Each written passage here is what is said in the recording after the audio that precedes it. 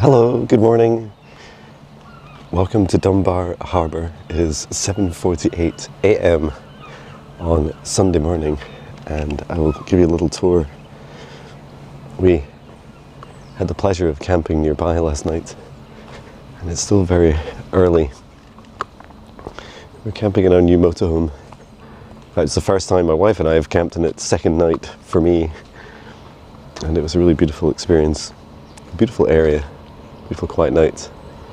Just be careful, Patch is getting close to the edge.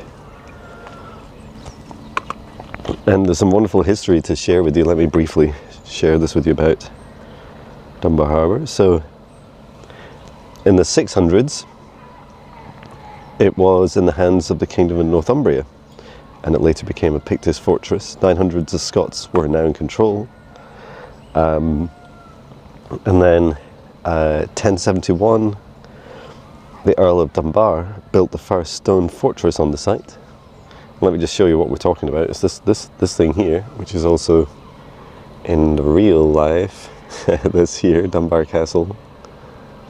There you can see the chimney up at the top. And we're not going to read all these out. Let's go forward a bit more.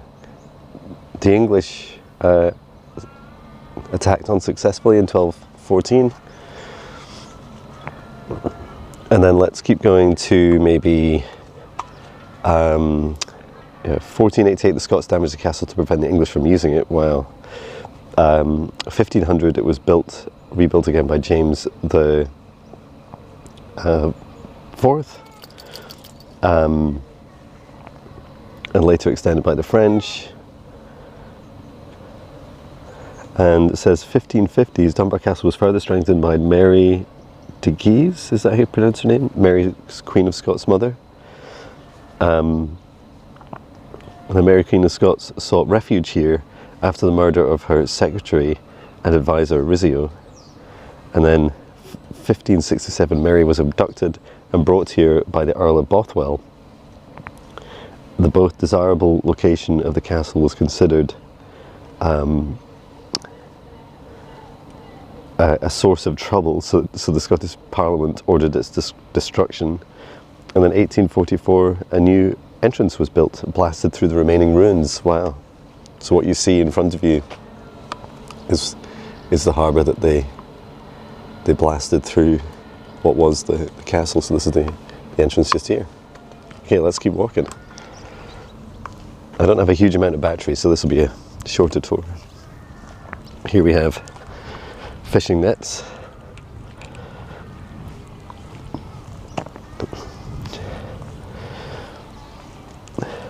They look like they've been stretched out for repair. And then we also have fishing boats,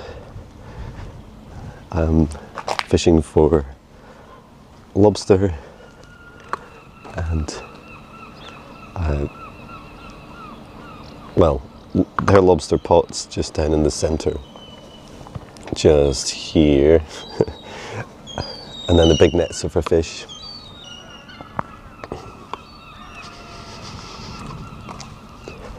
Excuse my voice as I continue to recover from a cold. I'm literally just out of bed, so it's a little more recovery time's needed. We'll maybe take a wee walk onto the bridge and back, just to get Patch out.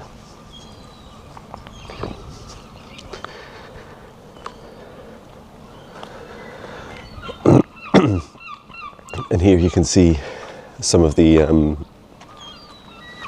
little lobster pots. There's a huge one down here. It looks like it has a big hook on it.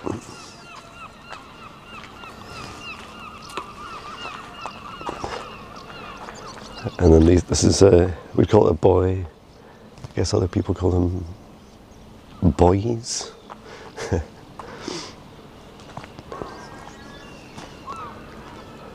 And looks like some fishing rods have either been thrown out or stored in there, in the bin there. Come on, buddy.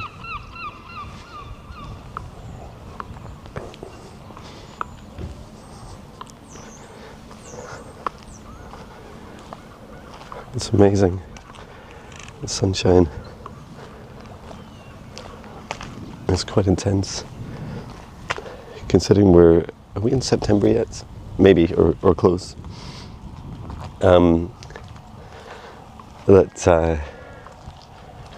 It's an incredible warmth to the sun.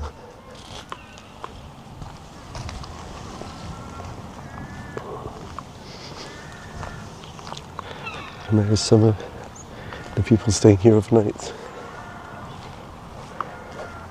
in their vans. Oh, there's a butterfly.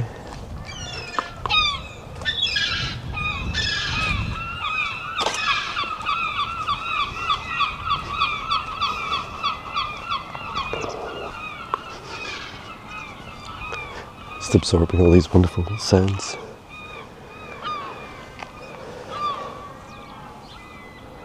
You can enjoy the harbour boats while I pick up what Patch is leaving for us.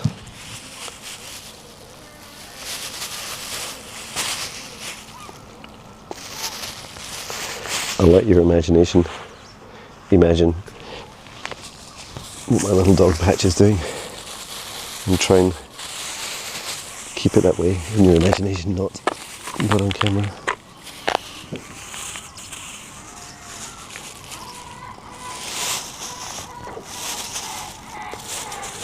So we've been on an adventure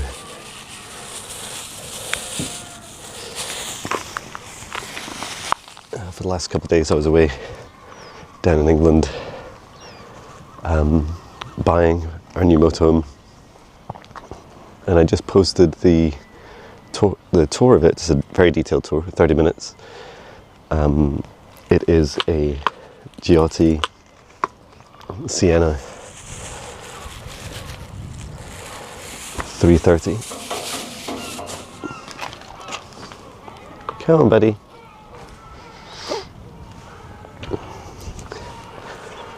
And we decided after the second night, it's great. It's like making a new home, right? So we decided, first of all, what are some of the modifications we're going to make. I think we bought a small filter coffee machine, like a really cheap one, about £20, and we'll probably just leave that out on the work surface in the kitchen, because we love our coffee. And also a little air fryer that'll fit perfectly. Oh, look at the little minion. That's so cute. Watch out for the sharp knife, Patch. And we also decided the mattress is very hard, so we're going to try a topper. Again, that's quite cheap certainly compared to the hundreds of pounds to get a new mattress. There's nothing wrong with the mattress, it's just harder than we like. And some ideas about where to put additional USB ports, because, well, currently none of them work in the van, so that's important. Charging your phones and things. But I had a wonderful shower this morning. I love just being able to get up out of bed, have a shower, which was heated by its diesel heater. It has a Truma combi, so that runs off electricity or diesel, and so when you're parked off grid, you can just heat water, and also the van itself with a hot air system using diesel, which is a huge blessing and so hassle-free. Before, I would use lots of electricity to do it, and it takes a lot to heat 10 litres of water. So this is the barracks that I've just walked up to. It's stunning up here.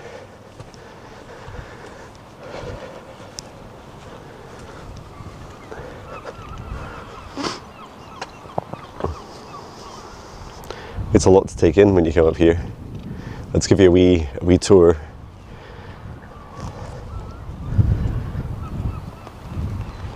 Perfect time with the sun out. So this is like a kind of wee, it's called a coastal garden, wee garden area. And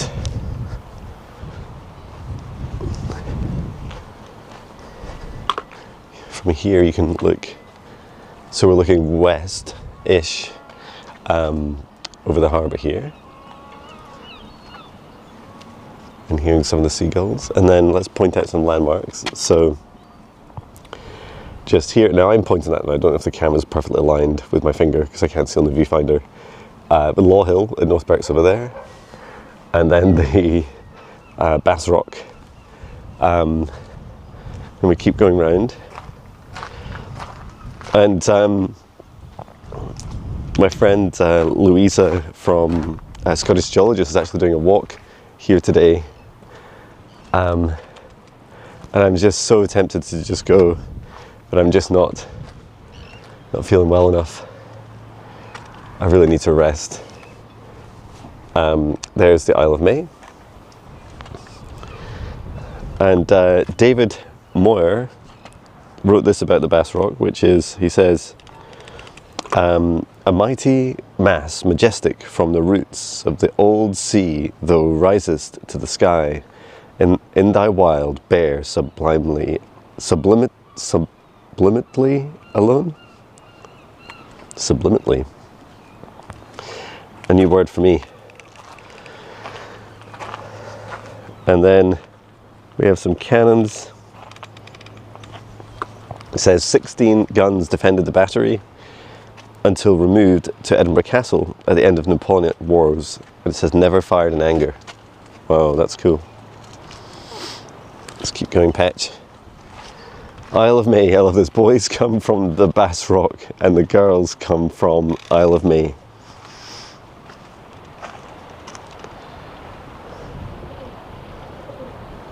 Like, the Bass Rock is strong and stoic and a bit of a brute, and then the Isle of May, which is straight ahead over here, is larger and much more beautiful. I think I've been to it before. It has this huge cliffs. It's really big. It has a little town in the middle and a little golf course. I mean, I don't think anyone lives there. I don't think, some people live there on and off. I bet one day it'll be like they'll have a TV series of people living there. Patch loves these old rocks and the smells. The barracks here, this building has been many things, including a hospital, military barracks, mortuary, all kinds of things. And I love these I love these silvery blocks. I don't know if you can really make them out on camera just now. I can't see them on the viewfinder, but I'll keep showing you as we go back.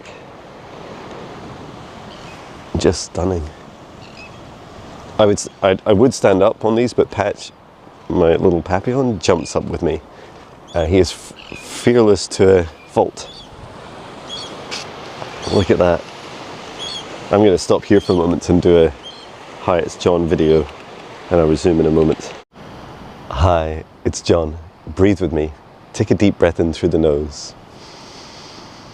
And breathe out what no longer serves your highest good, nice and loud. And today, the message from my spirit guides is, each of us have our own sword of truth. A sword of truth that we can put into this very stone beneath our feet.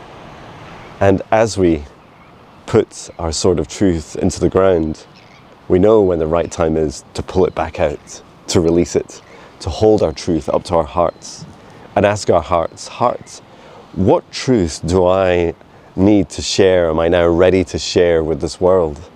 What am I ready to remember to bring my truth back into this world? Allow your truth to shine and roar into this world. Sending my love from beautiful Scotland. I love you. Okay, I've also just realized that the first half of this video was in 1080p. So you're now in wonderful 4K. Even though I'm sure the whole video will say that it's in 4K. Just know the original recording format has now improved in quality. So apologies if you even noticed. It's because when I'm doing recordings on my driving videos, I always make sure the recording's quality is nice and low so that it doesn't generate the world's largest files. Come on then, Patch. Let's go. And then I've played music down here before. It's a lot of fun. This little area here. This way.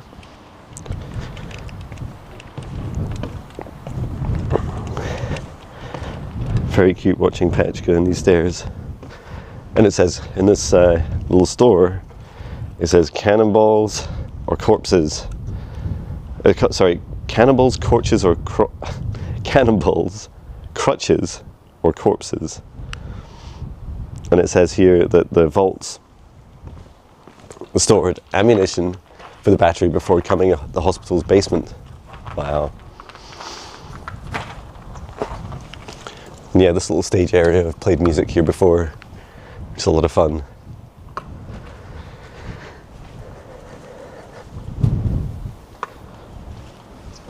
And I'm going to take you back along the street, in part because it's quicker, and also you've already had a tour coming this way, so we can show you the other way. So this is the old harbour here. This is the Cromwell Harbour. So you have the smaller boats in here, basically have to go under the bridge. Come on, Patch.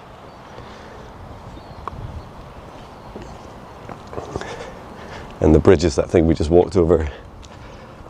It lifts up. I remember for a while they had to, it was over 100 years old, the bridge, and they took it away, and I think they rebuilt it, or or recreated like a perfect copy of it. That must cost a lot of money.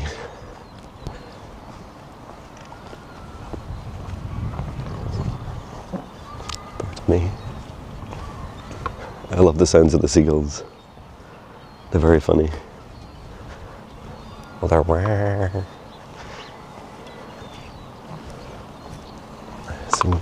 Someone out for their morning run in the distance. A lovely place to come running. I'm not so much of a fan myself of running around seagulls in the morning. I've later learned that it's not just the fact that you're running that they don't like early in the morning, and they might decide that you're after their eggs. It's also what you wear, and it was only maybe a year ago now that I learned that if you wear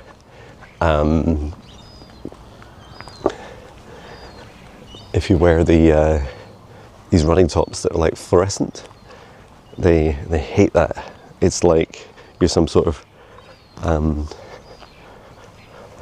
predator that's going to steal their eggs.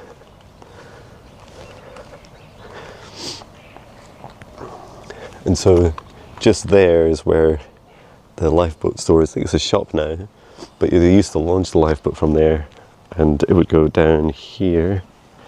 If I'll show my hand on camera, there, down there, and be launched.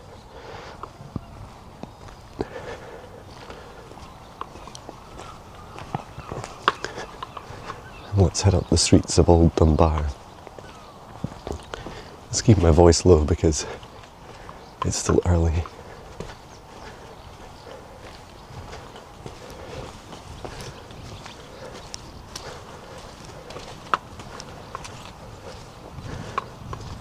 And if you know of my journey,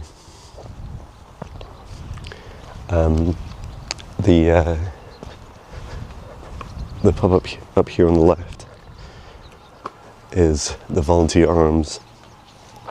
I think it's where I used to play a lot of open mics, and it's called the Volunteer Arms because I think basically when there was a ship sinking outside in the sea, people would come in and say, come and help, they'd just run to the pub. And then those that were willing and able would go ahead and help. It reminds me of that term.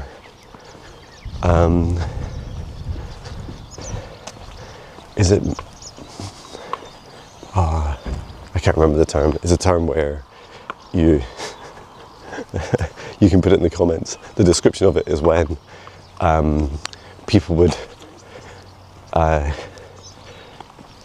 get lots of free drink in a pub one night down at Harbour, and the next morning wake up on the boat and they'd have to work their way back home, I guess.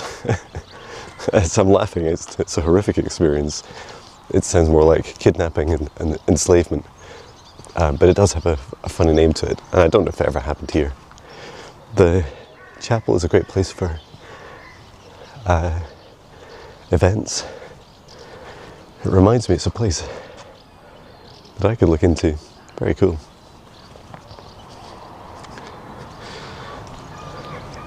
The high street straight ahead, and then we're back up to the harbour here. The car park where I started. And just see our camper van straight ahead. Thank you so much for joining us. Take care, sending love.